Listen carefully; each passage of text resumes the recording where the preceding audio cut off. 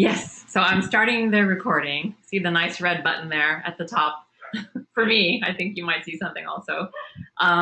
So welcome everyone to our fifth panel for the Global Family Systems and Psychosocial Resilience. This is a project that's funded by an initiative called the Citizen Diplomacy Action Fund, funded by the US State Department in partnership with an organization called Partners for the Americas. And they put out a call for community resilience-focused projects specific to COVID-19 and a rapid response. So that's what this project is. We created and are creating with our professional colleagues around the globe a series of panels to talk about how different experts and policymakers and practitioners in the field of family systems are seeing the effects of COVID-19 around their part of the world and in their work. So that is the goal, is that we're working with various communities to develop these guest expert panels, which are open access and available on our website throughout the project and beyond. So our panels will go until March 2021. We just got an extension. And this is our fifth panel. So welcome everyone to our panel. It's wonderful to see you here. So our first panelist today, we have two amazing colleagues with us. Our first panelist is Dr. Khawla Bakr. So pleased to introduce her, a colleague and friend of mine from Nova Southeastern University, where she graduated with her PhD in 1997. She's the first doctor of family therapy among Palestinians in Israel. She is a researcher and a lecturer in behavioral sciences, education, and family therapy. And she has a private practice in her hometown of Akko in Israel.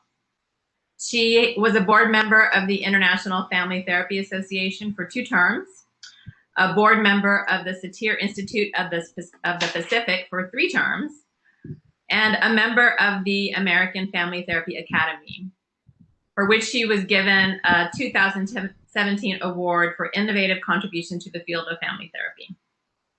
In 2018, she founded the Society for the Palestinian Couple and Family Therapists in Israel, and she serves as its president. She's published numerous articles and book chapters and books in English. She also writes in Hebrew and in Arabic.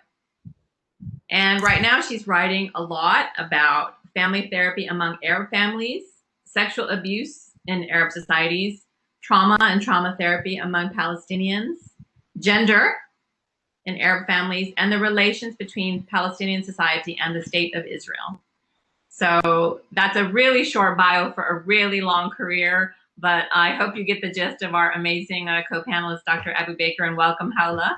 I'll hand it to Gameela to present Gizem.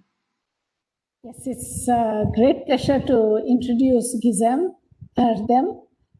She is an assistant professor of psychology in the Department of Psychology at Koch University and a licensed marriage and family therapist. She obtained her PhD in couple and family therapy from the Ohio State University in 2014.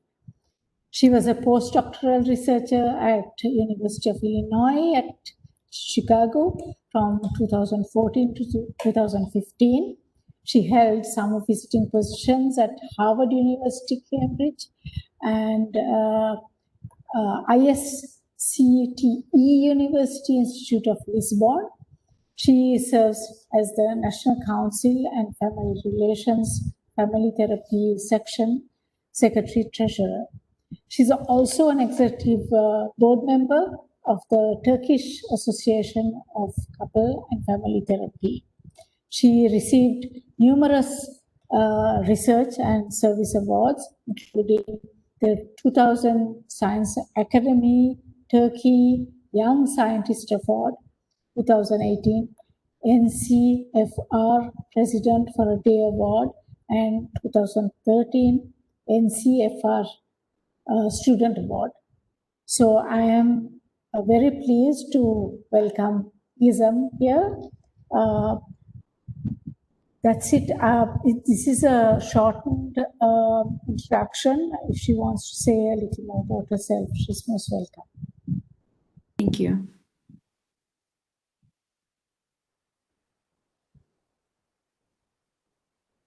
So I think, Khawla, it's over to you. You may start the presentation. You have about 15 minutes. Thank you very much. Thank you, Laurie and Gameela, for leading this very important project and for introducing me.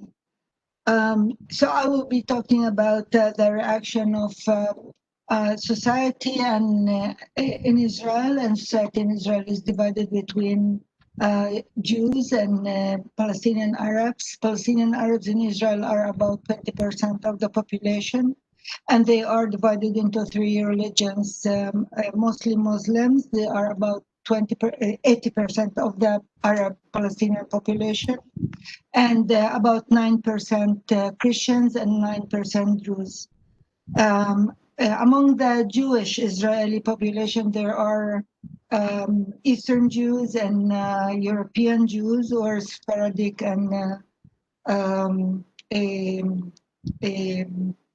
the European Jews, and also they are divided into secular society and Hasidic society.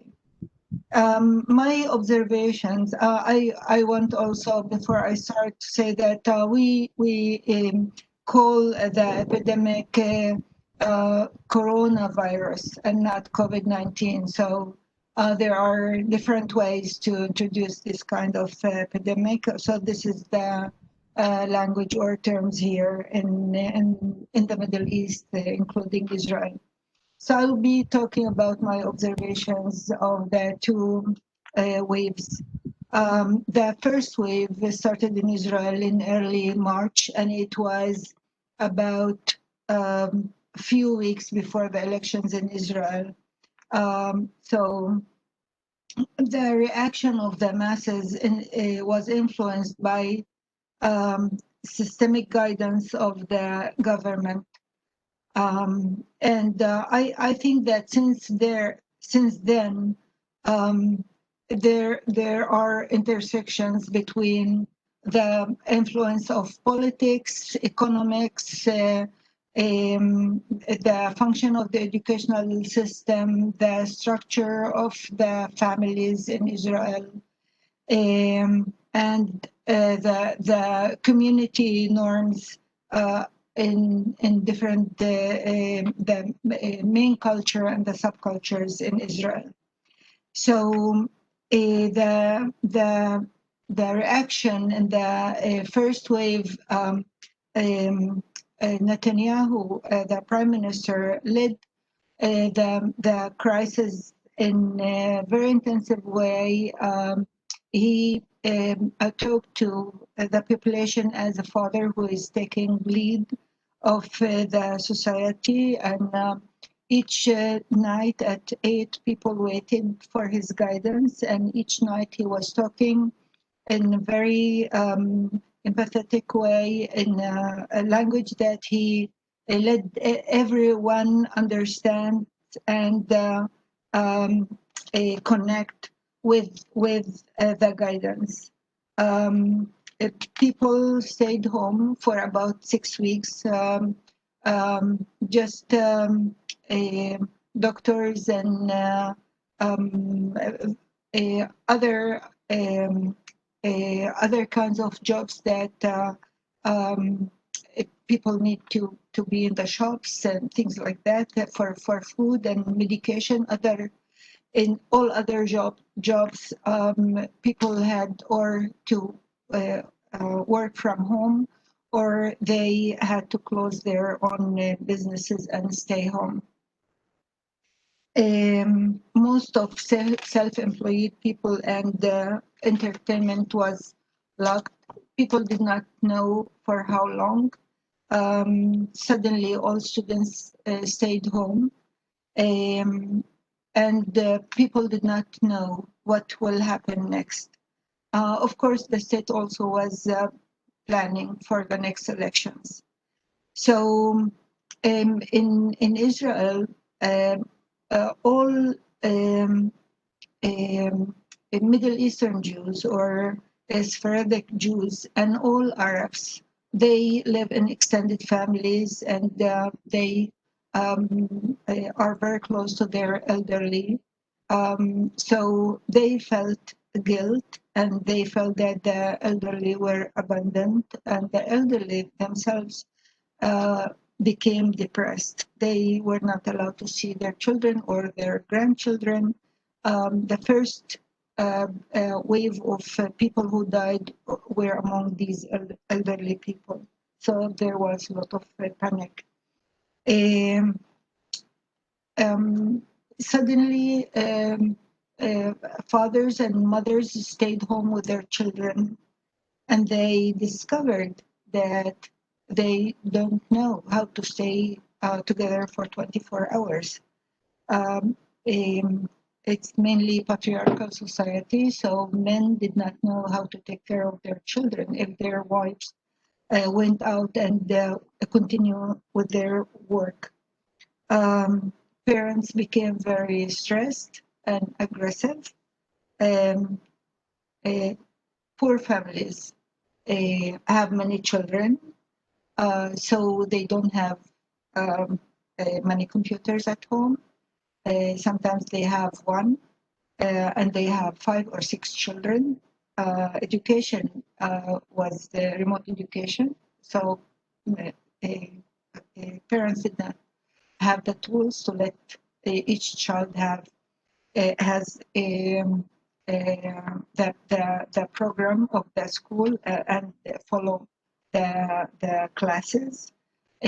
Also, some parents, they are computer illiterate, so they did not know how to lead their children and help them. And some of them are really illiterate, so they were not able to help them with their school assignments. So on the macro level, the state of Israel was not ready for this kind of education. They did not have projects, programs, tools. They did not prepare all teachers for this kind of instruction. So there was a real problem that made parents stressed with their children, children stressed with their teachers, teachers stressed with the parents, and all society against the government. So there was a lot of noise, a lot of disappointment, and people did not know how to make this time, a quality time for children. So instead of using the time as a chance for families to reconnect, the government, with this sudden instructions, created a lot of family stress. During this time, there was a lot of couple violence, beating between couples and between parents and children. Social workers had to remove some children from families, and it was really very stressful. Because all of this happened suddenly, so many people were not prepared economically. Many people in Israel are poor and they don't have enough money. About 55% of Palestinian children are under the poverty line. So suddenly families, parents who are workers, daily workers, and so if they are working, they do have some money for their children. If not, they don't have any funds. So they became really poor. And the government did not have a plan to help people.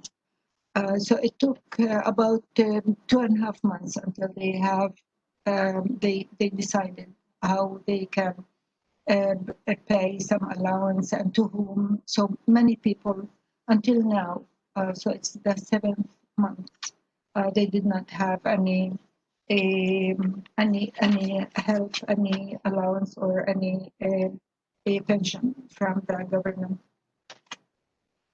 There was a lot of stress to let people go back to their work because of all of that. So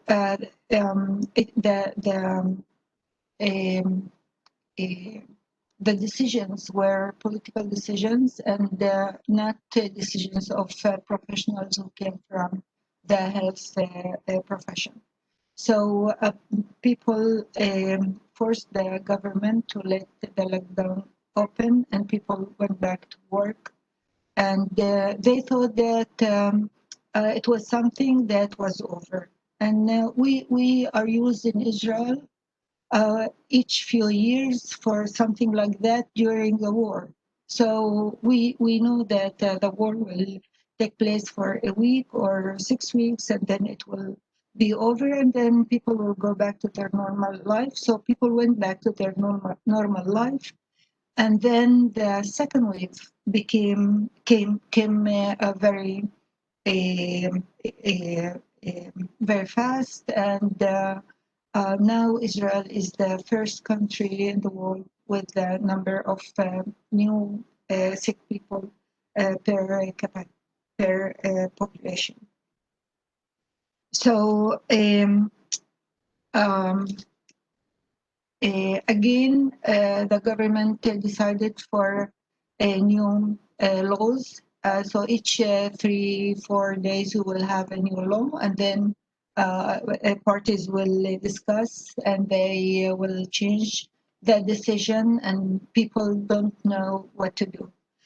So some people decided not to send their children to school when the schools were open. Some people some of the laws force people not to have celebrations or not to gather for any kind of celebrations or holidays. People did not listen to that. People stopped being compliant to state laws.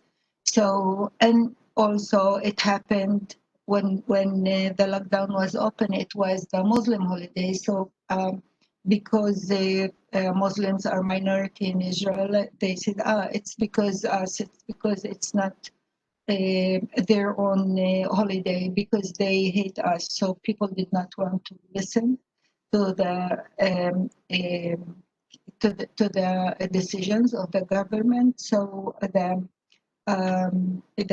rate of sick people among Palestinians became very high.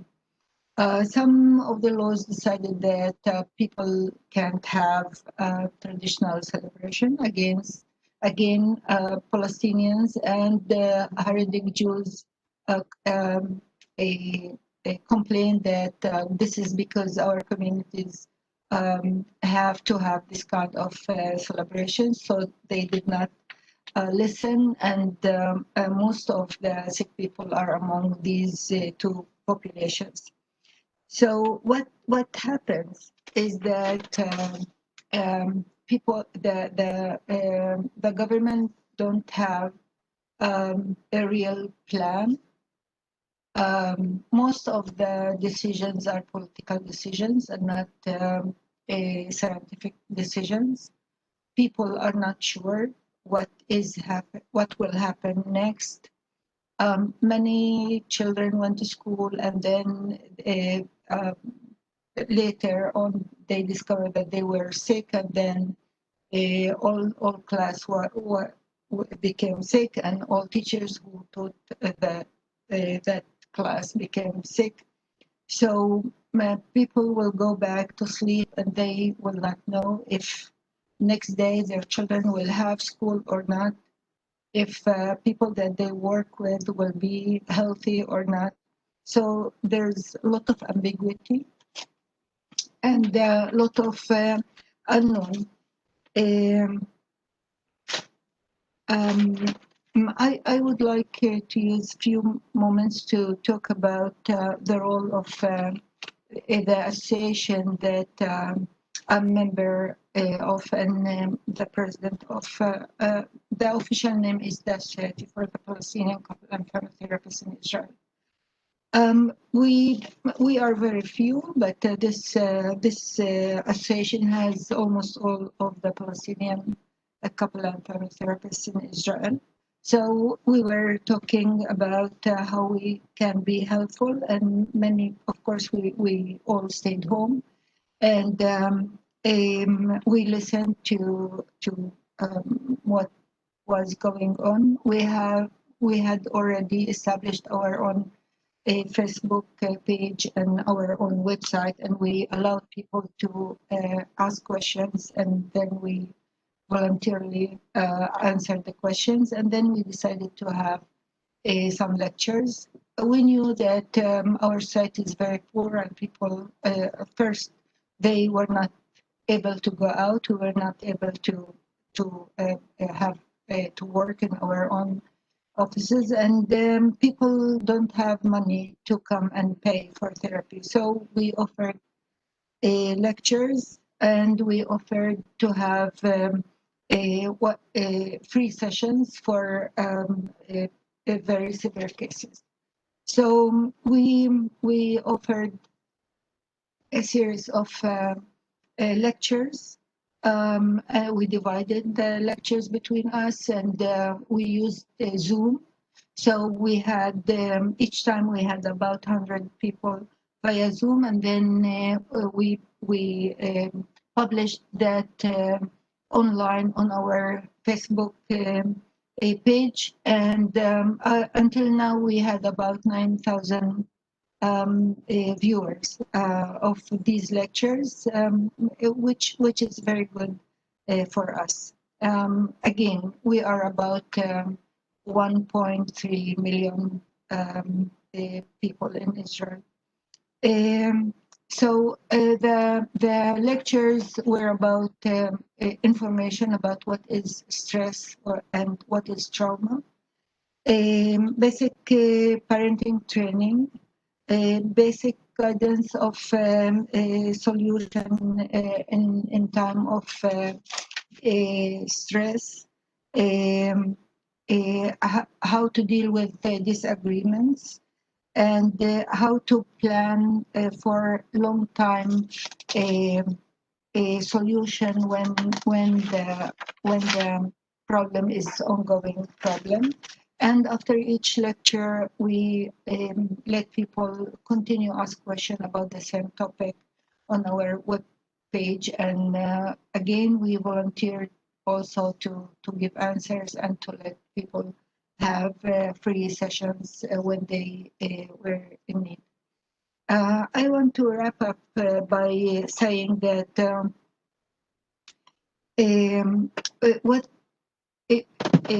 when I'm trying to understand what the epidemic did in Israel, I see the connection or the relation between the macro level of the behavior of the government and the micro level of what happens, the conversation between a husband and wife and between them as parents and children, on the macro level of how the educational system operates and how parents talk to their children about their assignments and if they have to plan for next day or not. So the ambiguity of the government made a lot of ambiguity among the micro level of the individual and of the family, and between the nuclear family and the extended family. There is a lot of stress until now between couples. This is the first time that I see this mass of problems of people who want to either to get divorced or people who found solutions by finding a third person, another person to talk to. It's like having affairs or using substance abuse or what we call in Arabic burning the time. It's just like waiting until the problem will be gone and some solution will come. But people are not thinking of being responsible of planning or doing anything in order to have a solution. So I think that instead of encouraging and assuring the people by the government created the next level of the crisis and created the notion of helplessness and hopelessness. So people learned to become helpless. I think that our work as therapists is to let people learn again how to be responsible for themselves and how to let them reassure that tomorrow will be better than today. If they do things for themselves, they will be healthy or they will be able to take care of their families financially or the educational system. So I think that what we need now is a mental health education for the mass.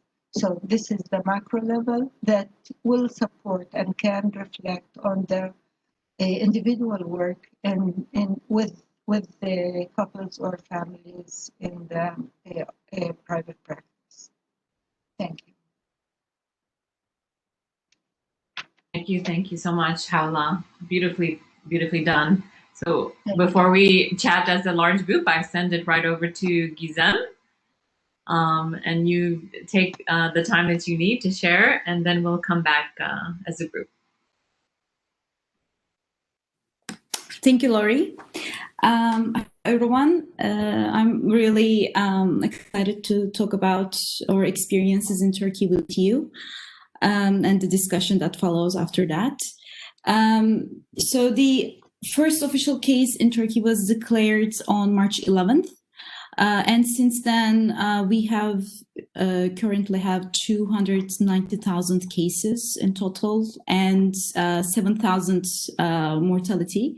That corresponds to around 2.4% mortality rate, and it is lower than the world average according to World Health Organization statistics.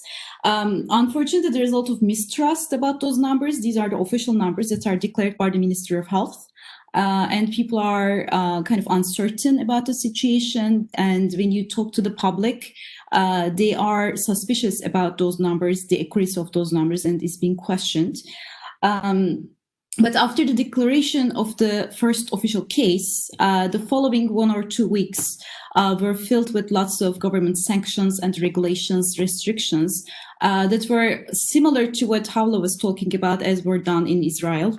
That included closures of schools, public gatherings, restrictions to public gatherings, daycare centers, closures of universities, bars, restaurants, coffee shops, malls, all of that. And there were also some restrictions to shopping centers, like grocery shopping places in terms of their hours. And this is the case for many countries across the globe that happened. But what was unique to Turkey, I think, were 2 restrictions that went on until summer months. The first one was the weekend lockdowns. It was the case for essential workers to continue working in their offices, or especially blue-collar workers who are still working in their shops and so on. But on the weekends, there was a complete shutdown in 18 largest cities across the country. So that created a whole preparation, a ritual for people. So they would need to do their shopping before the weekend comes, and the people already knew that they would be in complete quarantine during the weekend. But on the weekdays, they were allowed outside if they're working as an essential worker. And the second unique thing that is, I think, specific to Turkey and our experience was the mandated quarantine for elderly. So the official statistics were showing that people who were older than 65 years old, when they were infected, their mortality rates were a lot higher than the younger population. So the government took this information and decided, the Minister of Health especially decided with the expert's opinion to mandate people older than 65 years old to stay at home. The rationale behind this was to protect the elderly, obviously, but the elderly who needed to go outside, who needed to get their bills paid or needed to get their prescriptions filled, they needed to go to the hospitals and so on, they unfortunately experienced discrimination and sometimes protests against them, declaring that it is, disrespectful for them to go outside or being not thoughtful of their health. So there is this whole discussion around this issue, those sanctions. Some policymakers, health professionals, and academics argued that this is ageism, whereas some other public health and health professionals were arguing that this is for sake of protecting the public health, especially for the elderly. So this created a lot of debate. And another sanction was for the people who were younger than 18, the minors. So children and adolescents as minors were also not allowed to go outside. So this created a whole issue for extended families who were living together in 2 generations or 3 generations in the same household, to have almost that, there would be almost a sandwich generation, as you say. The parents working as essential workers or working from home if they are, their office is allowing them to do so, to take care of everyone at home. So that meant childcare being an issue for parents because the schools were closed. But on top of that, the children couldn't go outside. So it created this whole dynamic that parts of the family were completely stuck at home. This created a lot of tension. Some of the things that Khawla mentioned also occurred in Turkey, that we see some statistics showing that violence against women increasing around 30%.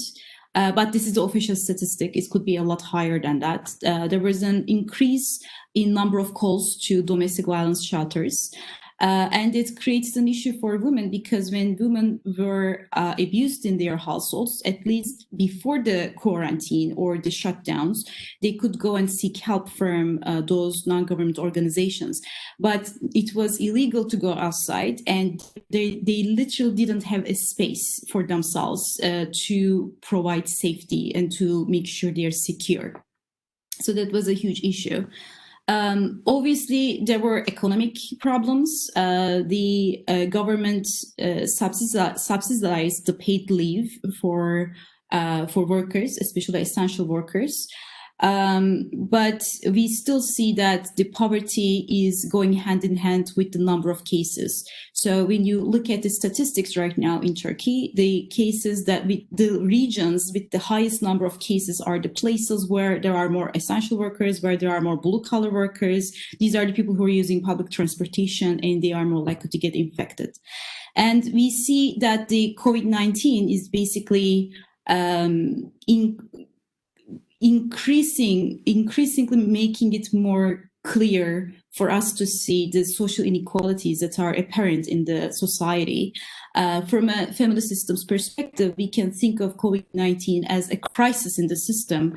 And as we know, from a systems theory perspective, when a crisis hits the system will try to maintain its integrity and try to fight back. But as it's doing that, it will try to, if it's really rigid and if there are issues that are unresolved, those issues will come to the surface. And I think that's what happened in Turkey. So we see that the violence increasing against women because it was already a burning issue. We see child abuse increasing because it was already there, but now it became more and more apparent. We see economic problems. We see stress in the families, unemployment, economic struggles.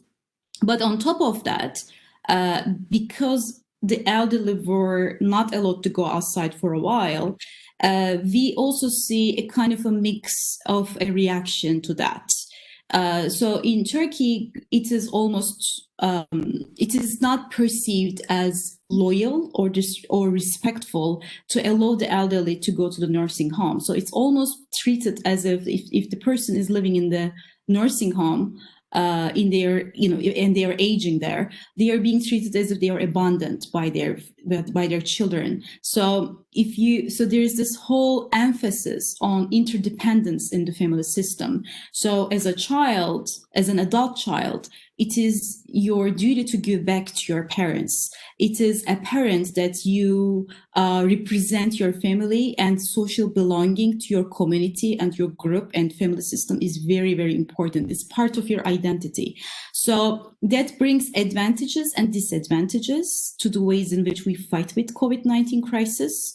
The advantage is that most of the elderly were taken care of. So 18% of the families are living with the elderly. The grandparents are there and so on.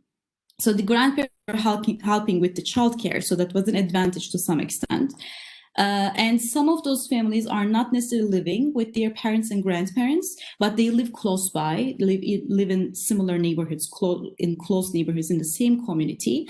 So that creates an advantage in the sense of emotionally, socially, and physically taking care of the elderly during that time. And another advantage was the community building initiatives that happened during the COVID-19 crisis. There were some elderly who were living on their own and they were estranged. And there were initiatives to go and do their shopping. There were people in the neighborhood who started those collectives to take care of them, to get their prescriptions filled, to get their pensions out, and so on. So there was this whole movement about, supporting them. Another positive aspect of that interdependence was the Paying Debts campaign that happened in Ankara. That was an example of community resilience, something that we see a lot in trauma psychology and also in community psychology, where people talk about when there's a crisis, the community is building solutions, is building around each other, is helping each other to survive in that crisis. So we see that the people who could afford grocery shopping expenses were paying the debts of the poor anonymously. So nobody knew who was owing what, but they would just anonymously pay through that system. So that was a positive aspect of that crisis and the ways in which we responded. But the negative aspect of it is that there's also a dark side of that, because family and feminism, like prioritizing the family, is so important. It brings in lots and lots of responsibilities for everyone. So it's a responsibility for the elderly to take care of their grandparents, grandchildren, while their adult children are working. It brings lots of responsibilities for women to work from home and at the same time take care of the elderly, take care of the children, and being responsible for the education of their children. And it brings also some responsibilities for emerging adults. So we also see this whole process of college students, for instance, as their universities got closed, they went back to their parents' home, and now they have to deal with the privacy issues. They have to deal with the differentiation process that they were already going through. So, and I think it's very interesting to emphasize that. Because when you look at the current research that's being published in Lancet or some other public health journals, like very prestigious journals, there is this emphasis on mental health. There are a lot of international research projects going on about mental health, and it is showing increase in anxiety and depression. But the argument is these are issues that are increasing because people are isolated, people are lonely. And I think what we experience in Turkey is saying that this is a very Western perspective. In Turkey, we also see, some increase in traumatic symptoms, PTSD symptoms, depression, anxiety symptoms due to the uncertainty, due to loss, the health anxiety and all of that. But our problem is not isolation. Our problem is autonomy. Our problem is, yes, we are connected. Yes, we are prioritizing the family and so on. But the dark side of it is that there are a lot of boundary violations. I think that's the challenge for family therapists and couple therapists who are working in that field. We have had some initiatives that offered free counseling sessions. So there was a consortium that was established and led by Minister of Health, and many mental health professional organizations volunteered to participate. And there are many colleagues of mine who still volunteer their time to provide free counseling, especially for healthcare workers. So that aspect is there. We also have some trauma experts who are providing care for people who survived COVID-19. And we have also offered some free webinars, Instagram talks, many mental health professionals, including myself, like we offered, those sessions open to everyone so that we could talk about those issues that parents are experiencing, families are experiencing. I want to, talk a little bit about what our needs are. So these are the issues that are happening, that are continuing right now, even though the government sanctions are being lifted up and the rates are going high, unfortunately, that we see a lot more cases in the past few weeks, especially. But right now, one thing that I think we need urgently is supervision for couple and family therapists. Many therapists volunteered their time selflessly, and they jumped to the opportunity to provide those services for the people who are in need. But we didn't have enough supervision, enough supervisors to guide them in that process to prevent burnout. Because we are now seeing that this is not a sprint, this is a marathon, and it will continue for more months, for a longer period of time. And we really need to use our resources more efficiently rather than burning ourselves out. And as therapists, we're also human beings. And some of us already had infections or had some loved ones getting infected. We became caregivers ourselves. We went through those inequalities ourselves. And I think what we need right now is to have the self-care part, and I think that's kind of missing. And the second thing that I think we really need at that moment in Turkey is a family policy, a comprehensive one to protect the most vulnerable in that crisis, which includes the elderly, children, and women, and obviously the essential workers.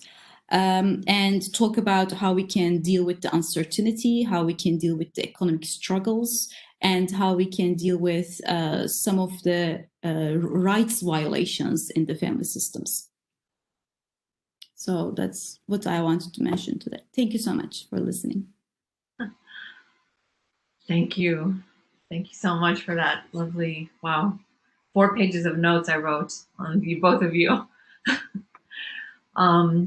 So now is the time that we open the floor to questions from the attendees. Gameela and I are here to help moderate if needed. And sometimes we have many questions, and sometimes we don't have very many. And sometimes they come on the chat, and sometimes they come vocally. So we invite always to bring your questions to these 2 brilliant snapshots. Very enlightening, listening to you all. It will be nicer to see all of your faces now. I agree. Sometimes people can't use their video though. So we've noticed one woman was in a car, Khawla, was very fascinating. Yeah, okay. So we're learning so much. Oh, did I not put my face on? Sorry. I can totally show mine.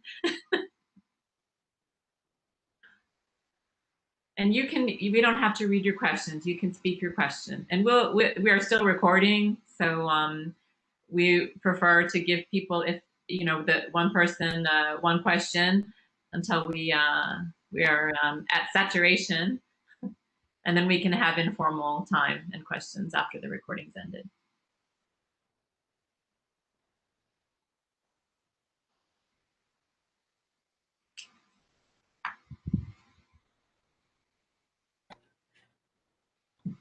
I have a question. I'm trying to switch on my video, but maybe a little dark on my end. Right. Thank you, Khawla. It's so great to see you here. Hi, Salia. And Gizem, I love the comparisons that you were making and the separation. And I was feeling the tension of the interdependence that you were talking about, right? While it provided care for our elderly, it also had this downside. And I'm thankful for you to point that out, because I'm also, as all systems theory folks are, we are talking constantly of interdependence, but we don't sometimes talk of that tension. And coming from India, I think the family system is very similar to what you're describing in Turkey, and the sensitivity to that it can be perceived as abandonment if elderly are taken care of outside the house. And I'm thinking of that as a larger system, and connecting to it, Khawla, you were really bringing the stress of how the government responds adds to the family stress. So in both ways, we're talking about how either we are culturally organized or how our larger government system is organized and how it might impact our family stress.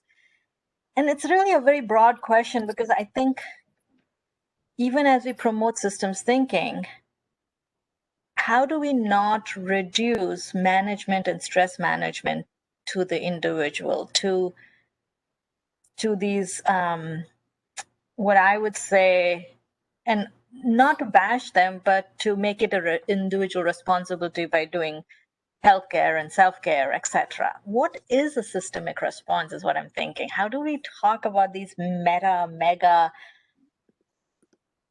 things that happen over centuries, if that makes sense, right? I hope my question is coming through. As a systemic response, what is a systemic response that can have an immediate effect, especially when things are built over centuries, so to speak? It's global. I will try to answer, and then Gizem, if you would like to continue. I think that the problem had created somewhere. The government reacted in many levels, and it caused some problems, and it tried to find some solutions. And the family is doing the same. The family, the first respondent of many families, created the problems of created new problems, and then they tried to find real solutions. I'll give an example of a case that I worked with today. The mother is a lawyer. She was fired. She is a mother of 4. She lives in a small village. Her children, she does not know when the children have school or not. She is depressed because of the situation. Her husband is not helping her. He is blaming her that she does not have income now, and he has to take care of the family financially, and that she is home, but still she is not organized because she is depressed, and the children are not, they have assignments, school assignments, and they are not doing that. And her youngest is in 1st grade, so he has to be guided, and he has to have someone to help him. And her village was quarantined for 2 weeks because there were many sick people into that village. So she was stressed on many levels. And she blamed herself, she blamed her husband, she blamed the government, she blamed everyone. So I try to let her think that this is a good opportunity for her to have a quality time with her children, first time in her life, because she was working all the time. She had 4 children while she was working. She always had very bad marriage. Her husband always was a person who was violent against her, and he was a patriarch, and he never wanted to do house chores and things like that. So I worked with her on the meaning of homeschooling. It was the first time that she heard that, and of course she can read about that. I gave her very few tools, and I told her how to have fun of teaching her children by games and things like that, for each child, but also things that she can do with four of them, and also how to have quality time for herself, and how to write for the government, so she can have some extra money, because she is an academic and she was not working for the last 7 months. So I think that she came in very depressed, but she went out with some tools and with a kind of changing her attitude from a mother who is not functioning to a mother that she does not know when she will be back to work, but she knows that each day that she stays with her children now, it's an opportunity to reconnect and to do things that she was not able to do in the past. So I think, again, I don't know for how long this situation will stay and when she will find a new job.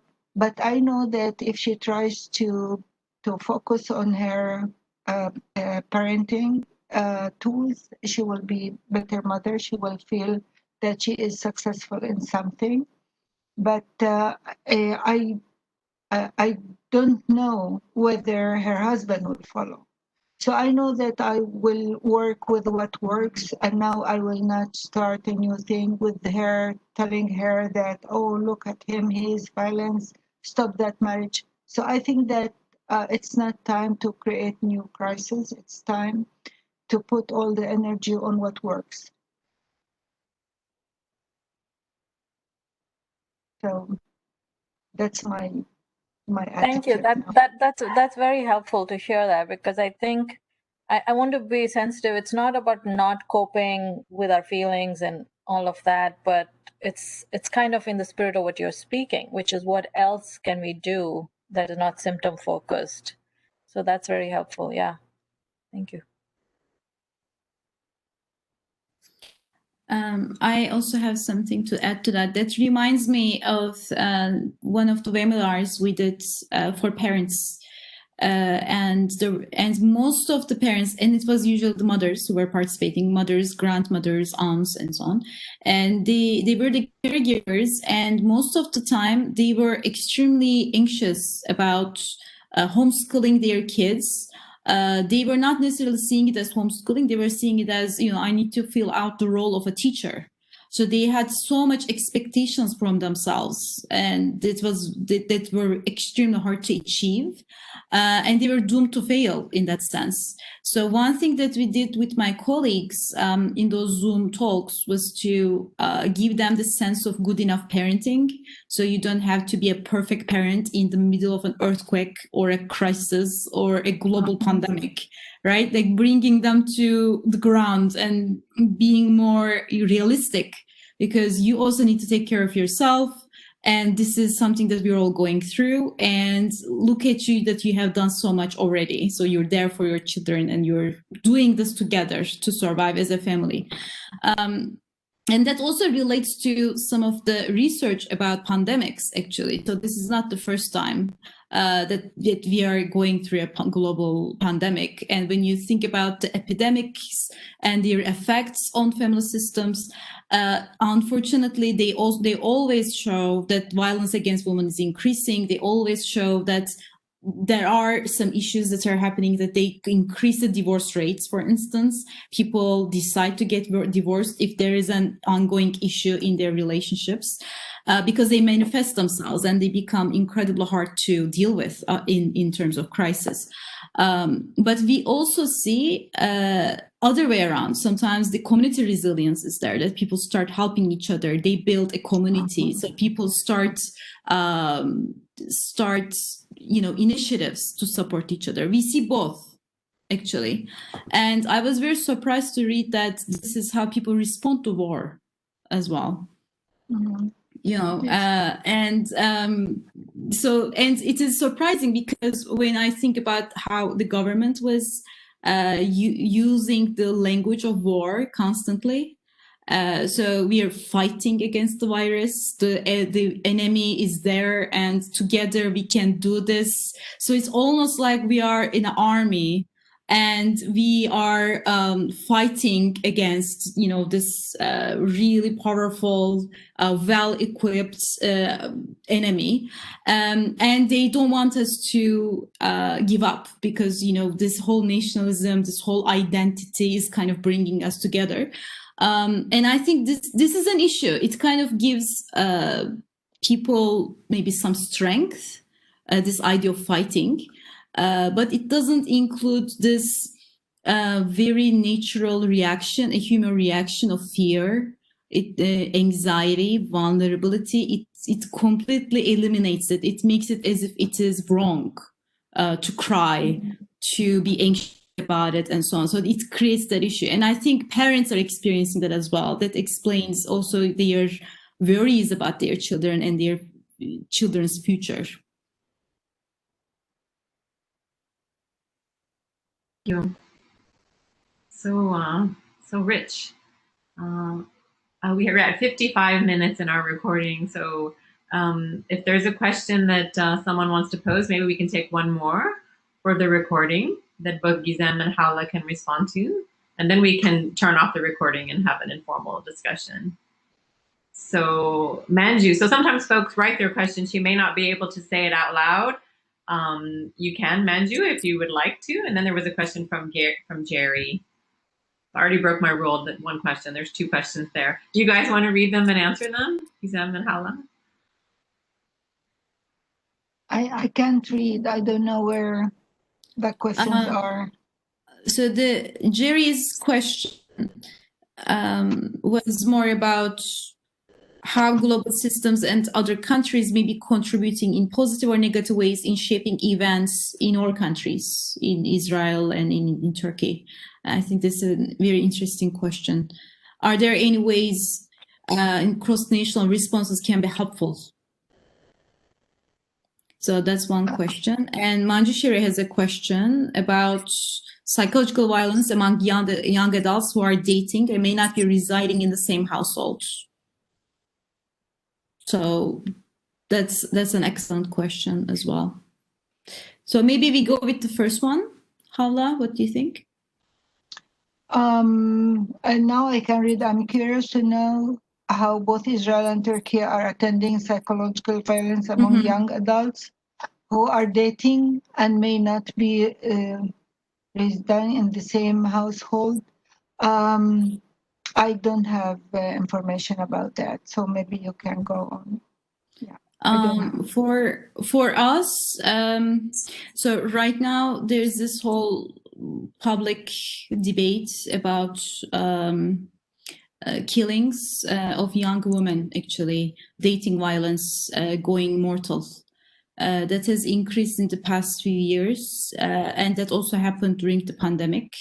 And they are usually, young women, and some people are quite judgmental about their dating lives because they are not married and they are doing this and that, whereas some feminists are obviously campaigning for their rights, but as the violence and the mortality is increasing, there is also a lot more pushback even from the conservatives right now. But during the pandemic, there's another issue going on because there were mandated quarantines from time to time, especially on the weekends.